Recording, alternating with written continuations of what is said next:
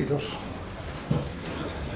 Joo, hyvä kurssilaiset. Iltapäivän aiheena on oikeastaan tällainen sotilaspoliittisen ja osin turvallisuuspoliittisen kontekstin aikaansaaminen tälle kurssille. Ja siinä suhteessa käsitellään niin kansainvälisiä tekijöitä, tuo Sinikukka Saari tulee puhumaan, ja myöskin sit turvallisuuspoliittinen konteksti tavallaan ja venäläisiin uhkakuviin liittyvä tutkimuksen Katri Pynnönniemi, ja mulla on sitten vähän sotilaallisempi osuus tässä mukana, ja tarkoitus on tuoda joitakin näkökohtia sotilaspoliittisesti, sotataidollisesti, sotilasstrategisesti lähinnä tälle viikolle, jotta nuo ryhmätöille löytyisi jonkunnäköistä evästä ja menetelmällistä kontekstia. Siinä suhteessa tässä me ollaan nyt aika pitkälle tällaisessa vedenjakajatilassa noin kokonaisuutena. Ensinnäkin siitä, että Venäjä aloitti sodan. No joo, mä sanon nyt sanotaan sodan käynnin Ukrainaa vastaan. Ensinnäinen kysymys on se, että milloinka se oikeasti aloitti.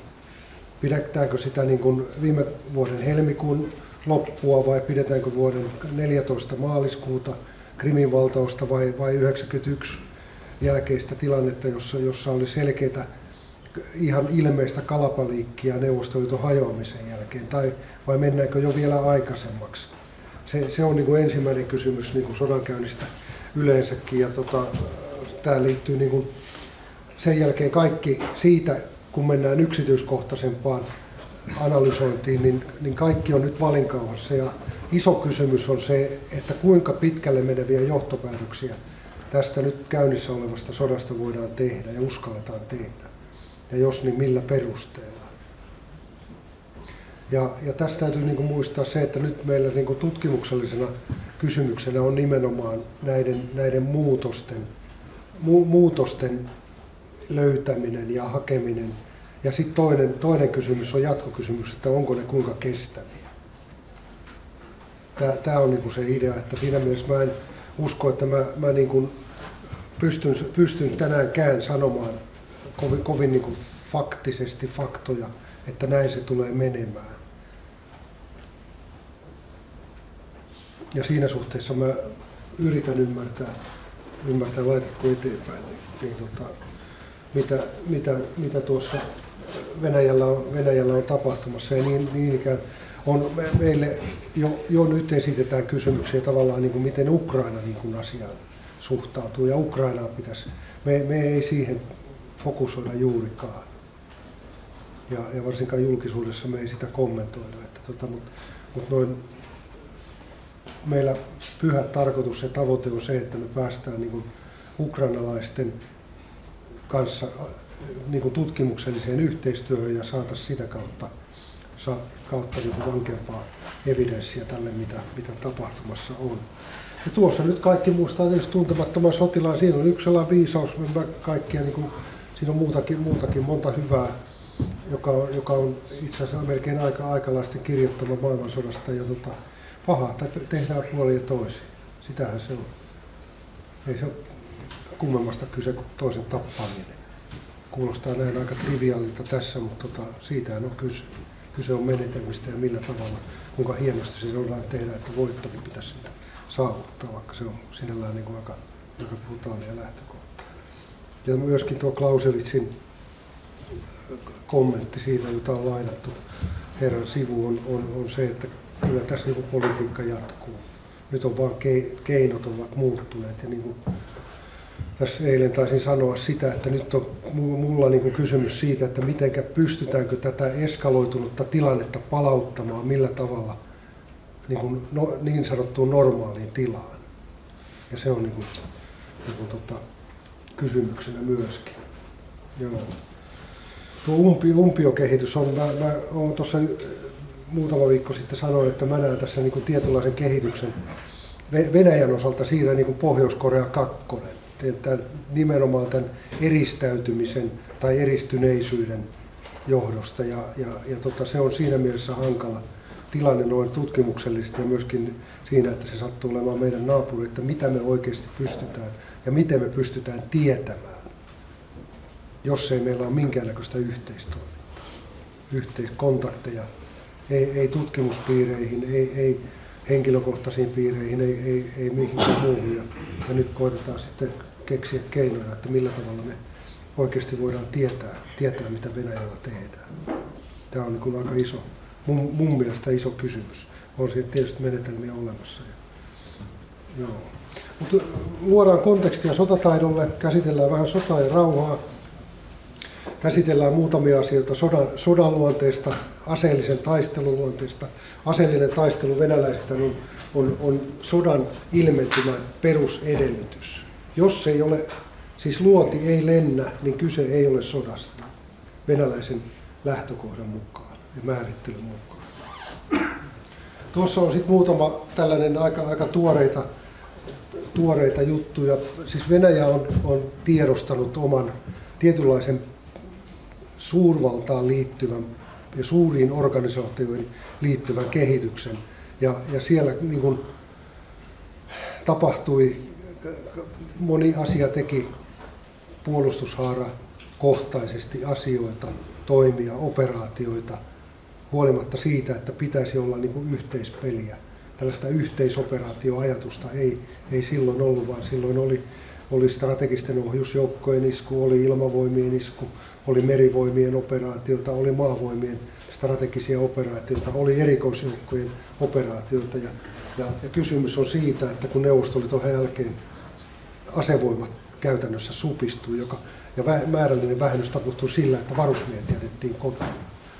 Jätettiin henkilökunta jäljelle neuvostoasevoimista, ne mitkä Venäjälle jyvitettiin, niin tällaisen operaatiomäärittelyyn ei oikeasti ole mahdollisuuksia. Tai operaation määritelmä täytyy määritellä uudestaan. Se sisältö on jotain muuta kuin se, mihin oltiin totuttu. No hyvä, tämä on niin tiedostettu, ja onko tässä niin näkyvissä, niin mitä Ukrainassa nyt on viimeisen vuoden aikana tapahtunut, niin onko tällaisesta, onko Venäjä päässyt tästä eroon, tällaista siiloajattelusta? Nopea vastaus on, että ei täysin. Niin merivoimat Mustalla merellä, ilmavoimat ilmatilassa, maavoimat, erikoisjoukot, Wagnerit, sun muut, tiettyyn päämäärään he on pyrkimässä, mutta onko se yhteinen nimittäjä kaikille, mitä siellä tapahtuu, niin mä en ole täysin varma. Varsinkin kun se kokonaistavoite on myöskin hyvinkin epäväärä. Ja tuossa, mitä Timo Kivinen on sitten sanonut, niin tämä on se meille ohjenuora, että tätä me tehdään ja tämä on se meidän fokus. Joo, tämä, otatko seuraava sitten se karttapiirroksi? Joo.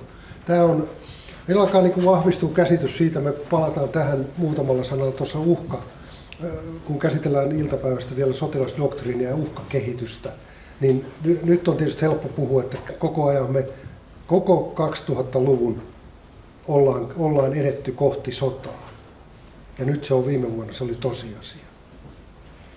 Oikeasti sellainen siis, mitä perinteisesti nähdään. Se, että eilenkin mä aika vitsilläni sanoin sen, että ei ole mistään sodasta kyse on sotilaallisesta erikoisoperaatiosta. Se on se, että miksi sitä nimitetään, niin sitä voi nimittää ihan miksikä hyvänsä, mutta käytännön ilmentymä on varsinkin sitä, mitä myöskin venäläiset määritelmät asiasta sanoo. Ympäristöluotanti tuli sellainen mieleen tuosta, kun on puhuttu sitä individualismista siellä Venäjällä, että näkyykö siellä vähän samantyyppistä kuin esimerkiksi Irakin sodassa Yhdysvalloilla näkyy, että kun haluttiin ikään kuin näyttää ylemmille tahoille hyvältä, niin onnistettiin esimerkiksi vaikka toisen pataljoonan silmäkuopasta, että päästiin itse nopeammin tavoitteeseen. Näkyykö Venäjällä tämmöistä esimerkiksi vaikka Tšetšenian sodassa? Joo, en osaa tuohon yksiselitteisesti vastausta antaa. Se, mitä joukoissa tapahtuu niin Tšetšenian ensimmäisessä rytäkässä kuin toisessa, kuin myöskin tässä, niin kyllä mun mielestä tässä niin kuin, mun silmiin eikä mun aivoihin ole kyllä tullut sellaista indikaatiota, että tällaisesta olisi kyse.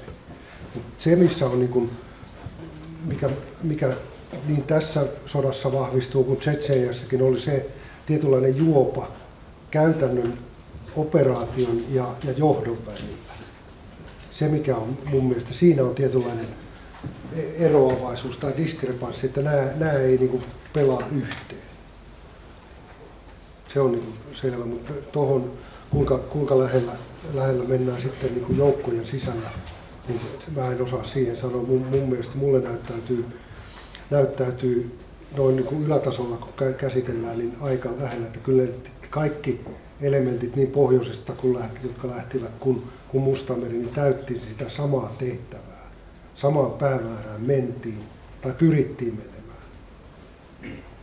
Mutta se, että siellä ei sitten tähän ei onnistunut, mutta mä en näe tällaista tiettyä eroavaisuutta, että pitäisi joku olla toisen niin kuin silmäkulmasta ponnistaa. Mutta huomenna, kun Jukka Viitaniemi tuli, niin kysytään samaa. Jukka on tarkastellut asiaa vähän, sanotaanko maanläheisemmin sieltä operaation taktiikan, että onko hänelle tullut tätä havaintoa vastaan. Ja kohta tulee julkisuuteen tässä keväällä sellainen maisteriskandidaatti tällä hetkellä kuin Ruokolainen. Hän tarkastelee omassa gradussaan läntisessä maailmassa, englanninkielisessä maailmassa tehtävää tutkimusta Venäjästä ja käsityksiä, miten uhka siellä muuttuu, miten Venäjän uhka nähtiin kehittyvän heidän tutkimuksissaan.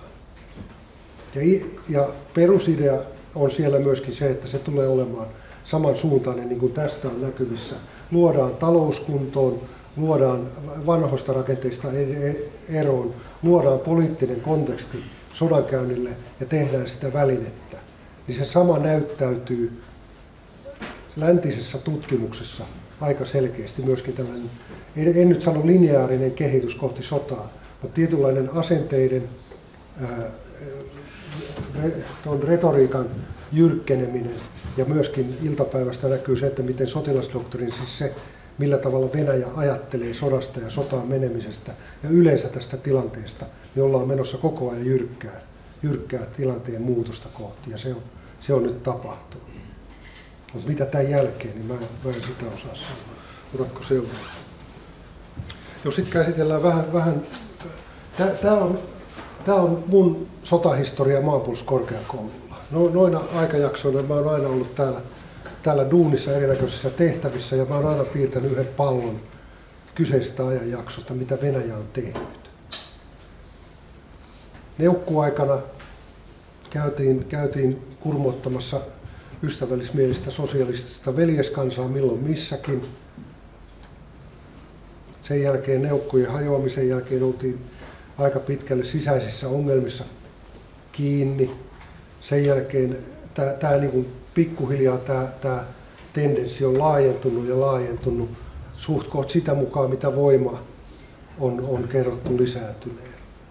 Ja nyt kun päästiin sitten 2020-luvulle, niin älkää katsoko niin kalenteri ihan suoranaisesti. Tämä on tietynlainen jaksottelu.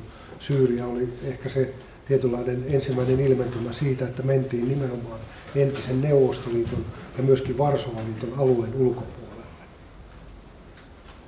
Ja nyt palattiin takaisin siihen Ukraina-kysymyksessä tähän Neuvostoliiton alueeseen. Ja mä allekirjoitan aika pitkälle se, mitä eilen tuli esille, että tämä on nyt niin kuin Neuvostoliiton viimeinen hajoamissota.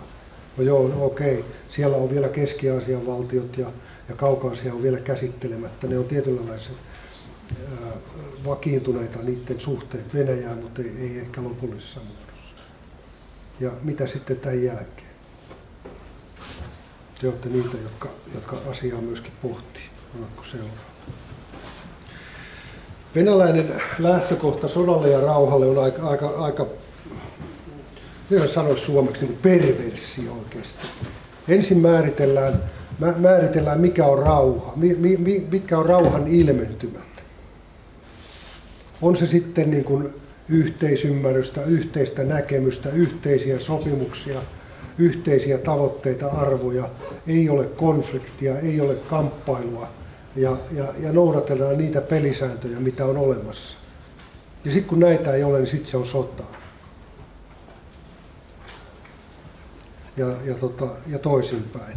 Ja jos lähdetään sodan määrittelystä, niin se on helppoa. Kamppaillaan, ei ole yhteistoimintaa, käydään aseellista taistelua, käydään kamppailua muulla alueella, ja se mitä jää jäljelle, jos ei näitä ole, niin sitten se on rauhaa. Ja tämä niin mun mielestä vielä niin kuin irvokkaimpana kuvana, että vielä markkinoidaan tällaista loosunkia kuin sotilaallisesta erikoisoperaatiosta. Mutta se on niin kuin,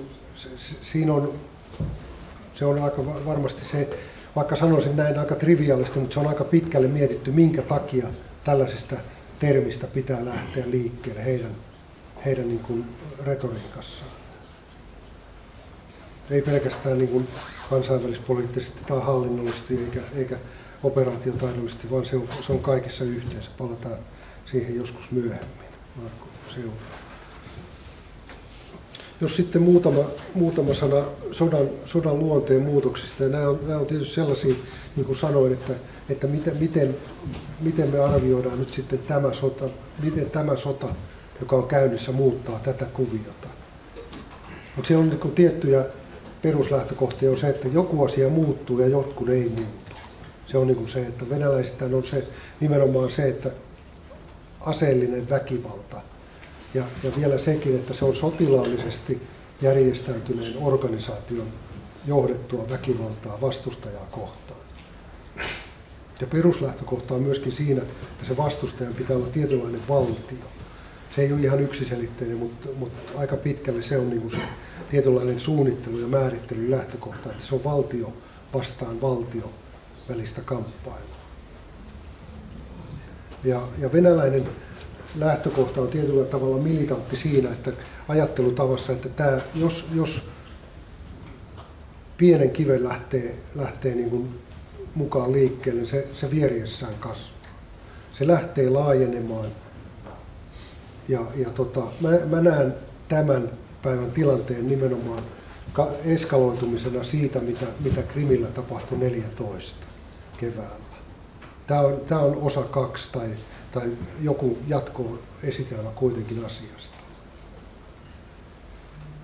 Ja siinä suhteessa mä oon vähän kyyninen asiasta, että tämä nyt pitää ratkaista jollakin tavalla.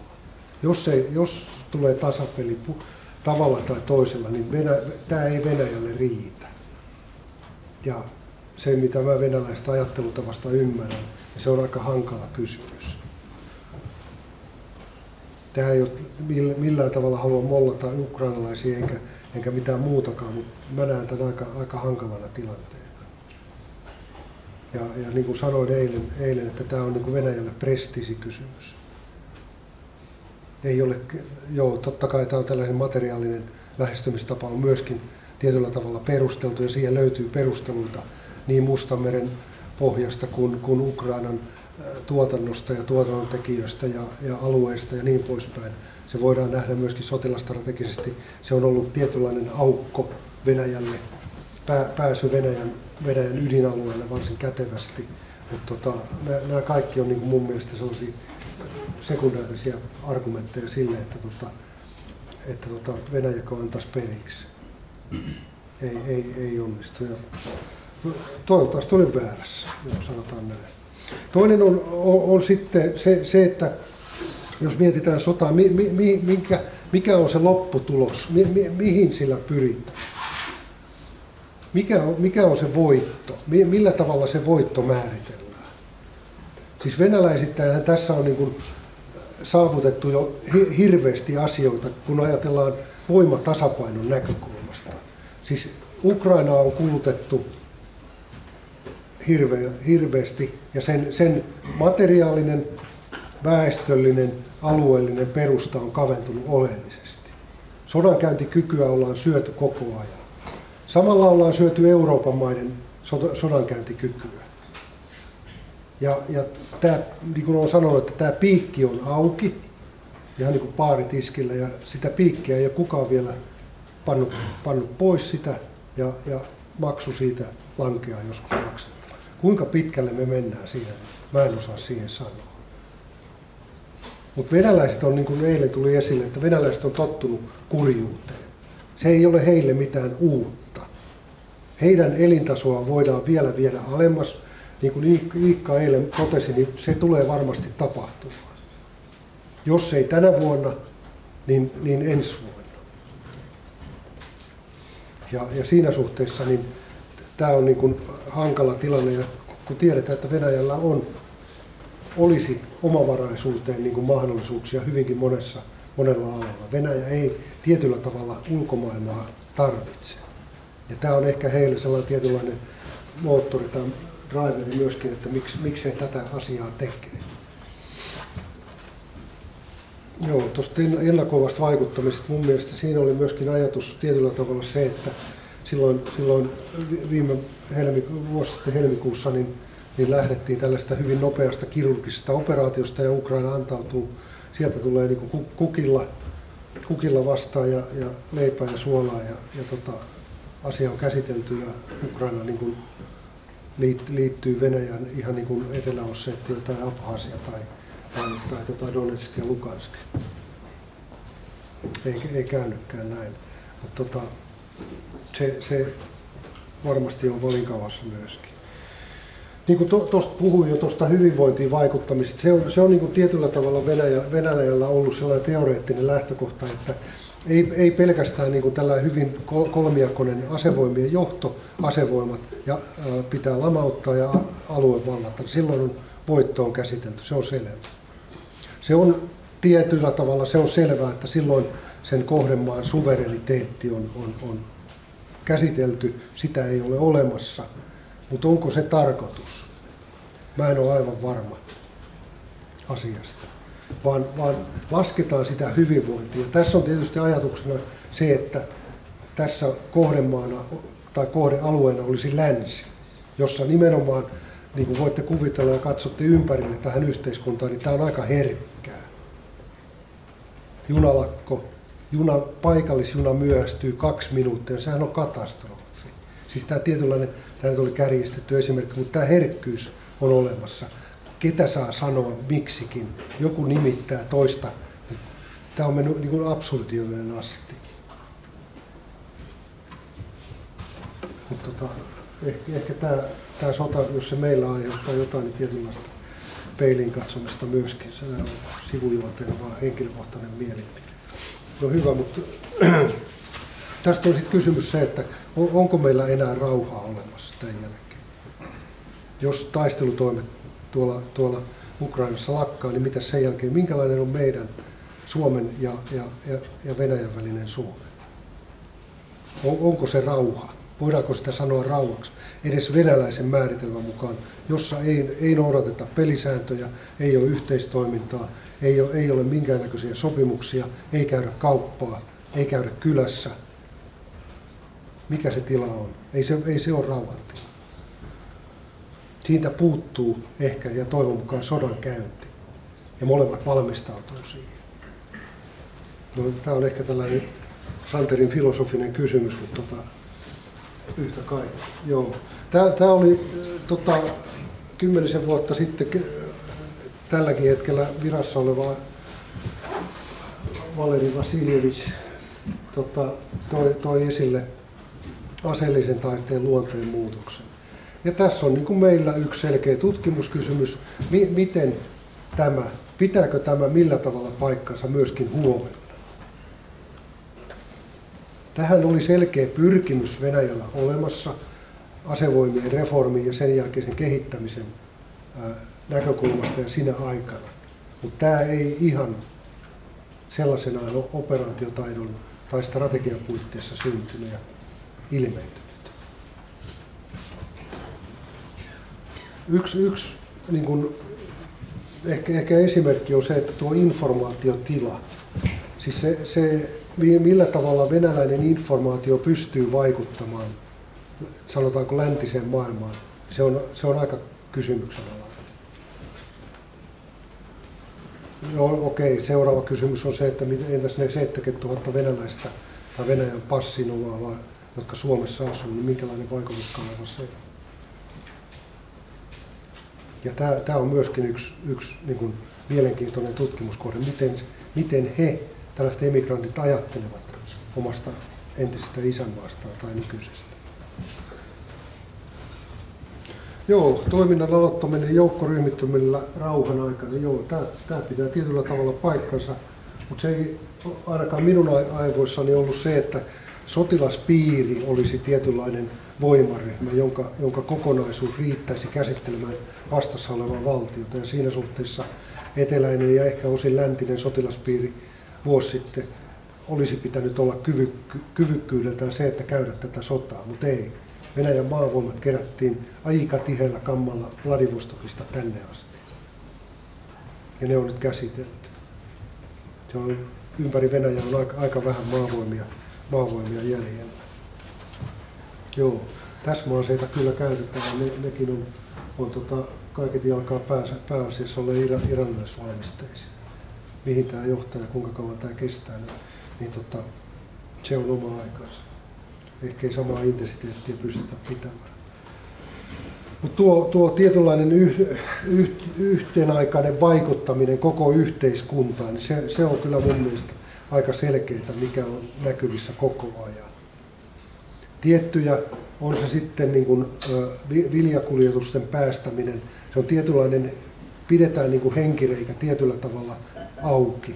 Venäjä pystyisi ne estämään, mutta siinä on myöskin se pidäkkeenä, että se konflikti lähtisi laajenemaan, eskaloitumaan aivan varmasti. Että tämä on sinällään venäläistäkin aika hankala tilanne, miten sitä pystytään hallinnoimaan. Ja se, että nämä rikokset, mitä on tehty ja tunnustettu ja tiedostettu, niin se on saanut myös konkreettinen ilmentymän, että ei Vladimir Putinilla on niin kuin, hänen tulevaisuutensa on käsitelty lännessä ainakin. Kiina on tietysti tulee kysymys erikseen. Otatko vielä? Joo.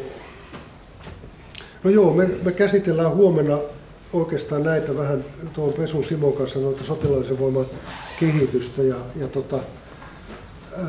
tämä oli niin kuin mitä ajattelin tuossa noin 4-5 vuotta sitten. Siis se mikä tapahtui, tuo niin kuin rakenteellinen muutos tässä venäläisessä sotilaallisen voiman käytössä on se, että se pidäke, joka oli ladattu ja varmistettu, niin se varmistin poistettiin ja sillä alettiin ampumaan.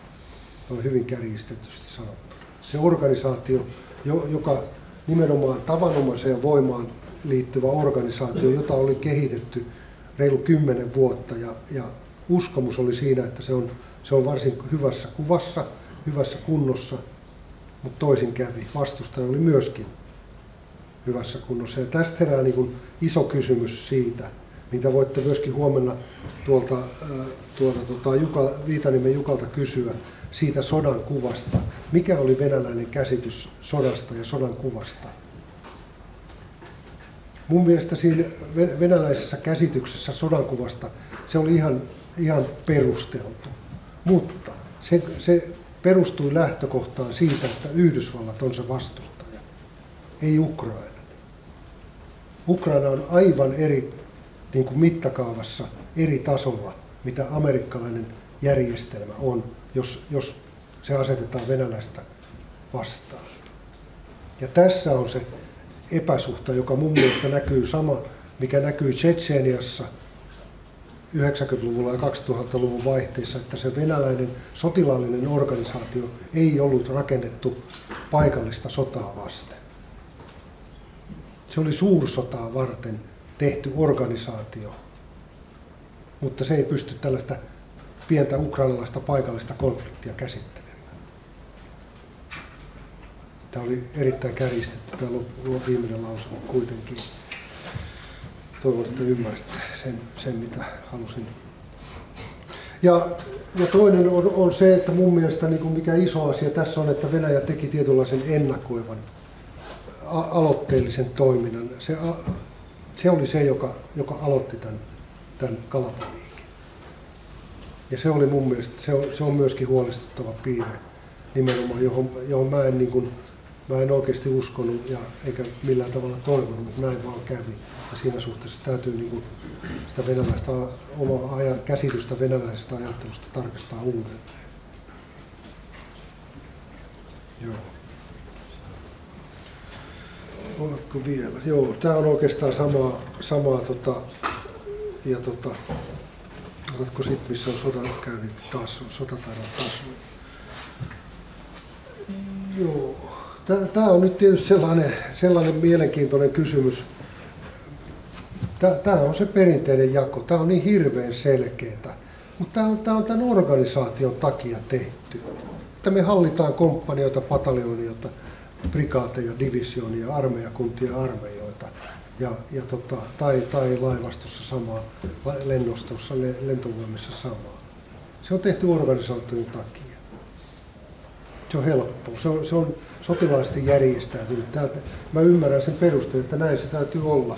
Mutta se, että mihinkä esimerkiksi tämä sota Ukrainassa nyt sitten asetetaan. Siinä on kaikkia elementtejä näkyvissä, niin taktisia kysymyksiä, operaatiotaidollisesti. Venäjän koko asevoimat ovat siinä mukana. Myöskin ydinasekysymykset ovat mukana tässä asiassa. Ei faktisesti, mutta ne tekee sitä tehtävää, mikä niiden tehtävä on pääsääntöisesti. Pidättää se, että ulkovallat joutuu pohtimaan millä tavalla, mikä on se ydinaseiden rooli tässä kuviossa. Tätä ensi viikolla pohditaan pienemmällä porukalla, mitä se tarkoittaa. Toinen idea tai ajatus siitä on myöskin se, että niin kuin sanoin tuosta sotilaspiiristä tai operatiivis-strategisesta johtoportaasta, se, että taitaakin olla se, että se on tarkoitettu sodan ajan organisaatioksi. Ei rauhan ajan voimien, sen voimien riittävyys ei ole riittävä Ukrainaakaan nähden. Vaan se mitoitusperuste on nimenomaan se, että ne kaikki varastot, mitä heillä on, liikekannallepanoyhtymät, ne olisi perustettu ja se on riittävä silloin siihen paikalliseen sotaan. On sitten läntinen sotilaspiiri tai tuleva luoteinen sotilaspiiri tai Moskovan piiri tai eteläinen piiri. Se on se mitoitusperuste. Joo, hyvä, otatko vielä? Joo, oikeastaan mä alkaisin lopettelemaan tässä. Tässä on niin heitin vaan ajatuksia ilmaan, että tämä sotataidollinen kysymys, se on tietysti sellainen mielenkiintoinen mun mielestä. Se on tietysti selkeä asia ja asiat pitää rajata ja rajata jollakin tavalla, että ne on hallittavissa olevia kokonaisuuksia siinä suhteessa, mutta onko tämä sotataito vaan menossa tällaiseksi intensiteetin muutokseksi, jossa vaikutusta lisätään, vähennetään, muutetaan, siirretään eri paikkaan, eri aikakautena, eri ajalla. Ja siinä suhteessa tällainen organisatorinen kysymys on mun mielestä aika sellainen niin kuin isossa valinkauhassa. Ja tietenkin se, että jos ajatellaan niin kuin yksilöä tai sen mukaista yhteisöä, mikä siinä on, niin totta kai se näyttäytyy näillä terminologisesti, näillä käsitteillä. Mutta mikä on Venäjän strategia Ukrainan suhteen? Kaikki on aika tällä hetkellä siitä, että kulutetaan. Samalla kuluu itse ja kysymys on sitten lopun perin siitä, että kumpa kuluu enemmän ja kellä se niin sanotusti laarinpohja tulee näkyviin aikaisemmin.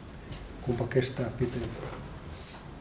Toinen kysymys on nimenomaan tästä niin kuin tällaisesta pidäkkeestä ja pelotteesta se, että miettiikö venäläinen nyt sitä, että se pidäke, minkä he olivat tehneet, siis ydinasepidäke, konventionaalisen asevoimaan liittyvä pidäke, niin täyttääkö se sitä tehtävää ilman, että siitä annetaan oikeasti näyttöä. Ne sotaharjoitukset, mitä on tehty viimeisen 10 vuoden aikana, antoi tietyn vinkin asiasta. Ja Venäjä-ryhmä myöskin osallistuu sellaiseen tutkimuskysymykseen, että miksi meni pieleen tämä arvio ennen Ukrainan sotaa niin annetusta niin kuin aika ylistävistä Venäjää sotilaista kykyä liittyvistä lausunnoista. Miksi meni pieleen? Miksi se onkin näin?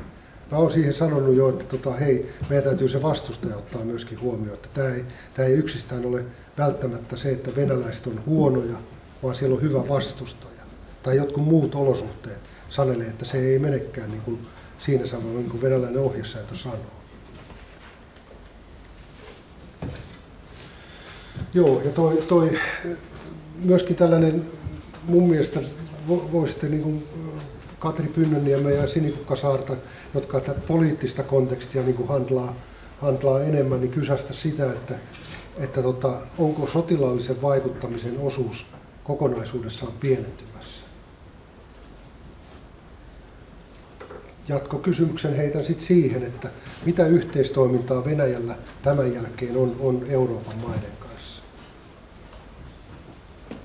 Käydäänkö kauppaa, ostetaanko öljyä, ostetaanko kaasua, ostetaanko mineraaleja, viedäänkö sinne kenkiä, viedäänkö sinne puuta, ostetaanko puuta. Ei ole vaikutuskeinoja tämän jälkeen olemassa.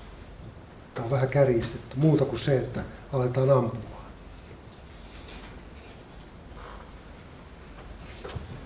Toivottavasti tässäkin on vähän. Joo. Toi on myöskin mun mielestä toi tiedustelu tavallaan, mun mielestä on aika selvää se, että venäläiset yritti tietyllä tavalla Ukrainan johtoa niin kuin eliminoida ennen konfliktin alkua. Siitä on selkeitä viitteitä todistusaineistoa olemassa. Sekin epäonnistui. Siitä, että millä volyymilla, millä organisaatiolla, millä tavoitteilla sitä lähdettiin tekemään, niin se on myöskin sellainen, jota täytyy niin kuin koettaa selvittää oikeasti, mitä tapahtui ennen helmikuun 24. päivää viime vuonna. Joo. Ja nyt ollaan sitten kysymys siitä, että mitäs sitten huomenna, minkälaista kehitysnäkymää huomenna venäläiset harrastaa, mitkä ovat prioriteetit asevoimien kehittämisellä,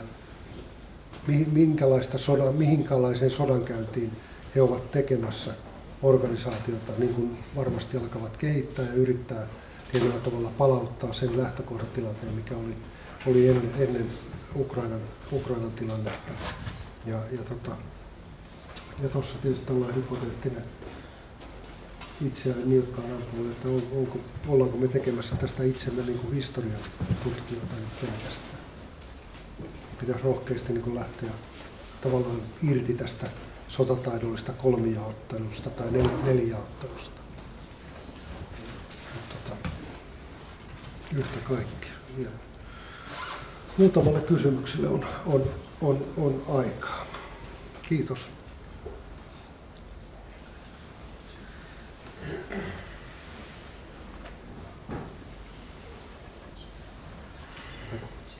Kuriositeettina tämä mainittu herra Gerasimov, en muista missä tilaisuudessa olin, mutta aikanaan kun siellä palvelin, niin sain jollakin reissulla tällaisen, siis tämä on lasertykki. Mä en tiedä onko täällä mikrofoni, mutta on yhtä kaikki, ei se mitään. Tää ei enää, tässä on vähän patterit alkaa himmenee, mutta ei mitään. Täällä on myöskin valo. Ja sitten sekin kun loppuu, niin vielä on tämä. Että venäläinen on kyllä sinällään niin kuin aika kekseliäs. Niin kuin mä odotan tietyllä tavalla tästä Ukrainan tilanteesta jotain muutosta koko ajan. Mä en osaa selittää, mä en osaa niin kuin ennakoida, mitä se voisi olla, mutta mä en usko, että venäläinen tähän tilanteeseen tällä viisteen tyytyy.